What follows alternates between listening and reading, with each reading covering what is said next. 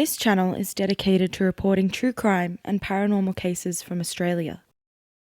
If you want to see more videos like this, remember to subscribe to the channel and click the little bell so you're notified when I upload a new video. I would like to make my usual disclaimer that I mean no disrespect to anyone talked about in this video. This video is intended for educational purposes only.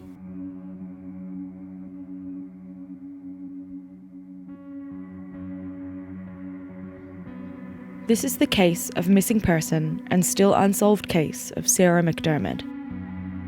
Sarah was born on the 15th of November 1966 in Scotland. Sarah and her family immigrated to Melbourne, Australia in 1987 when she was 20 years old. According to her father, Sarah was a regular child who loved to be outdoors. Sarah was a mix of things. She loved it. As a kid, she was good fun. Sarah and I, we always were very close as we grew up. Sarah wouldn't think anything of buying a jacket for me, or if there was a concert or something or other, she'd buy a ticket. She was very kind in that regard. She was a big music fan and she loved to play the violin. She was also a sporty person and she regularly played tennis. On Wednesday, the 11th of July, 1990, on the night that Sarah was last seen, she'd been out playing tennis after work with some of her friends in Batman Avenue in Richmond. When they finished playing, they walked to Richmond Station to catch the train home, but they'd missed their train and had to catch a different line where they would then change and get on their regular train. Sarah's friends got off the train at Bonbeach Station. Sarah stayed on the train for another 10 minutes and got out at Kananook Station at approximately 10:20 p.m, where she had parked her car earlier in the evening before work. Exactly what happened when she got to her car is still unclear to this day. Kananook is not the safest of places to be at that time of night. Sarah's car was one of the only few cars that were still there in the dimly lit car park. Sarah's brother Ian noticed Sarah wasn't home at her usual time. I was at home. At that point, I'd come back from uni earlier that day. Obviously, as the evening wore on, we were starting to get a bit worried, because she was a very punctual person. She wasn't normally late, but he didn't think much of it. He thought maybe she had missed the train. But when a couple of hours passed and she still wasn't home, Ian decided to drive to the station to see if something was wrong, or if her car was still there. So I went down to Kananook railway station, and by that time of the evening it was the only car in the car park. You don't think that the worst could have happened. So you went to bed that night worried, but still not pressing any panic buttons. He arrived at Kananook Station to find Sarah's car. It was locked and there was no sign of her. He waited for the last train to come past at 1 a.m, but she was still nowhere to be seen. The whole family was starting to get very worried at this point. They didn't want to overreact, so they assumed she had stayed the night at a friend's place and that they would wait for her until the morning. In the morning, when they still hadn't heard from Sarah, they decided to start ringing around to locate her. Sarah's mother called her work to find out if she had stayed with a friend. She found out that Sarah didn't even show up to work that day. However, the friends she was with were there. They confirmed that they travelled on the train with her and she continued on from Bonbeach. Sarah's father, Peter, left work to see Sarah's car for himself. He called the police, and Detective Senior Constable Colin Clark was the first person to the scene. He parked his car right next to Sarah's. He also noticed that her car was still locked and looked like it hadn't been used since the previous day. But one thing he did notice, that unfortunately Ian and Peter missed, was a considerable amount of blood right next to Sarah's red Honda Civic that had soaked into the ground but was still visible. Constable Clark was able to see that there was a trail of blood leading to the west side of the car park just a short distance away, and followed it to a bushy area where he then saw what appeared to be drag marks. Another area that had a pool of blood, and just next to that, a green lighter, which was confirmed to be Sarah's. Unfortunately, they did not find any more physical evidence. It was as if she had just vanished from that area.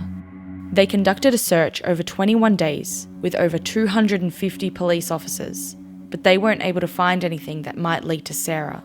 There was a lot of media coverage on this case, and they were always asking for people to come forward with any information they might have had. A couple of people did.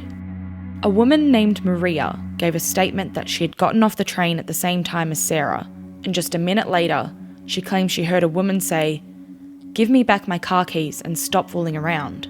She wasn't screaming or yelling at the person, but she did use a firm voice. Sarah was on the other side of the bridge on the opposite platform already.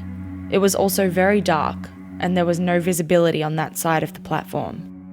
She says that within seconds of hearing the woman's voice, there was a sharp scream that was quickly cut off. She tried to look again, but she couldn't see anyone. This was the last known suspected sighting of Sarah. The police were able to narrow down a list of people of interest.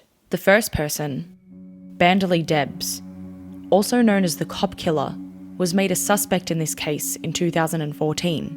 Debs was sentenced to life without parole for the murders of 2 police officers named Gary Silk and Rodney Miller in 1998.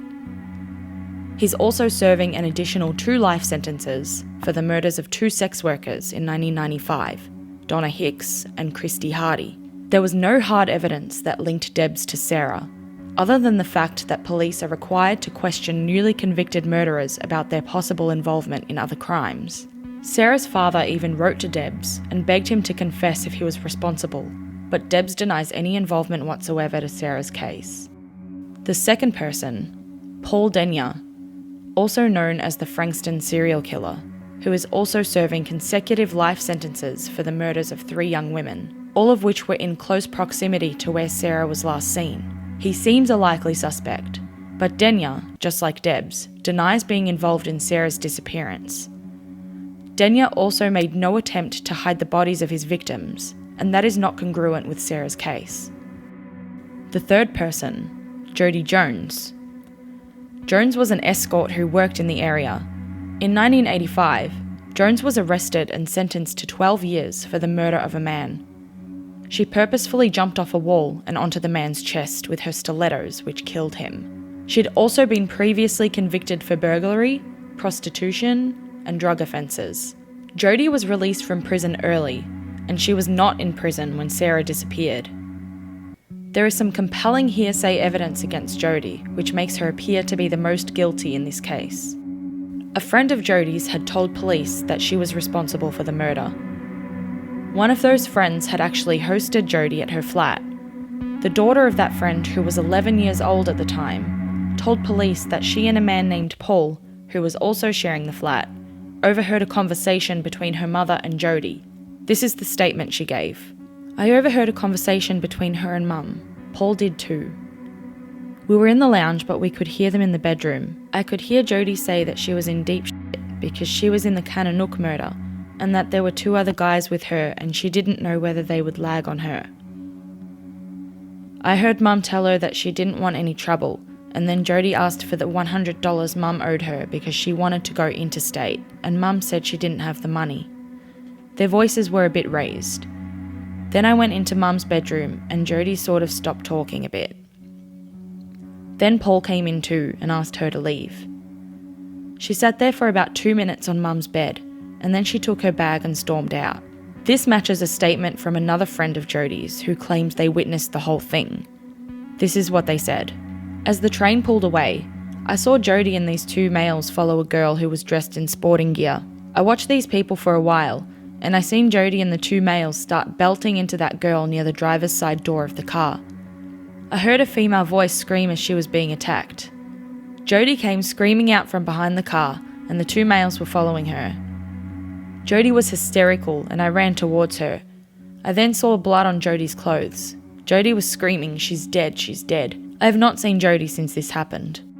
Jody was arrested after the allegations were made against her.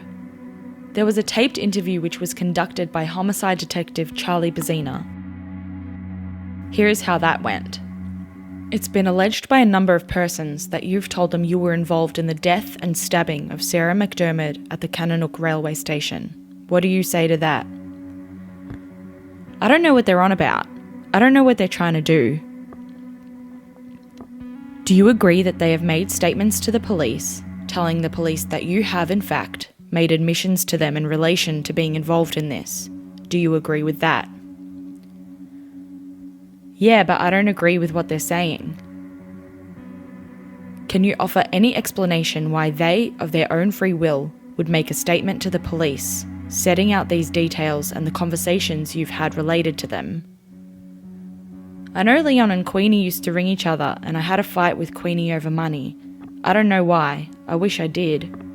I also put it to you that you're involved in the disappearance and the death of Sarah McDermott. What do you say to that? I'll put it to you that you're lying. Despite all the allegations against her, Jodie was never charged for the involvement. Jodie died from a drug overdose only 14 months after Sarah was most likely murdered, which means if Jodie was involved, we will never really know for sure. Attempts have been made to locate Sarah's body in recent years, but nothing has been found.